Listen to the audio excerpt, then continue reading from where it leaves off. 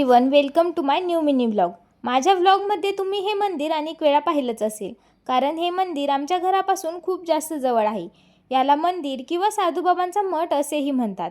आज खास तुमच्यासाठी मी तुम्हाला हा मठ अगदी जवळून फिरून दाखवणार आहे। चला तर मग, मंदिराच्या मुख्य प्रवेशद्वारातून आत जाताच एक वेगळी शांतता व प्रसन्नता जाणवते।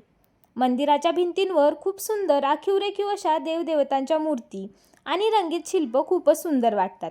या मंदिराची रचना प्रामुख्यात दक्षिण भारतीय द्रविड स्थापत्य शैलीवर आधारित आहे। मंदिरात आत गेल्यावर मोठा सभामंडप दिसतो, ज्यामध्ये मजबूत खांब व त्यावर देखील नक्षीकाम केलेलं आहे।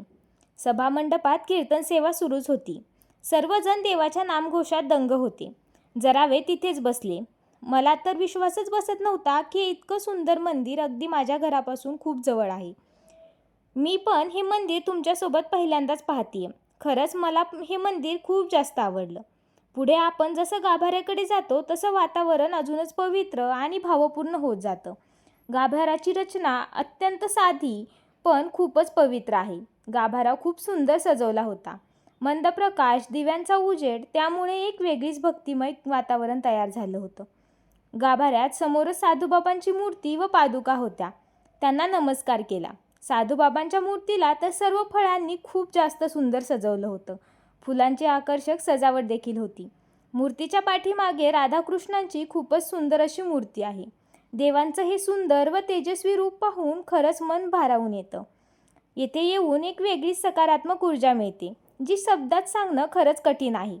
नंतर गाभाऱ्यात असलेल्या समाधीचं दर्शन घेण्यासाठी आम्ही खाली गेलो। गाभाऱ्यात साधूबाबांची अत्यंत सुंदर मूर्ती आहे।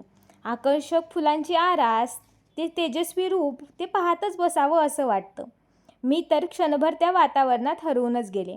खाली जमिनीवर फुलांची मस्त रांगोळी काढलेली होती। साधूबाबांना नमस्कार केला। विशेष म्हणजे येथे कोणताही दिखावा नाही। साधेपणा, शांतता आणि अध्यात्म यांचं सुंदर मिश्रण आहे। हे मंदिर पुरंदर तालुक्यातील नारायणपूर जवळ असलेल्या भिवडी गावात वसलेलं आहे। त्यामुळे शहराच्या गडबडीतून दूर जाऊन मनाला निवांतपणा देण्यासाठी हे मंदिर अत्यंत परफेक्ट आहे। असा हा आपला सुंदर आणि शांत प्रवास इथेच संपवते। जर हा व्लॉग तुम्हाला आवडला असेल तर लाईक, शेअर आणि कमेंट करायला विसरू नका। भेटू पुढच्या व्लॉगमध्ये, तोपर्यंत नमस्कार।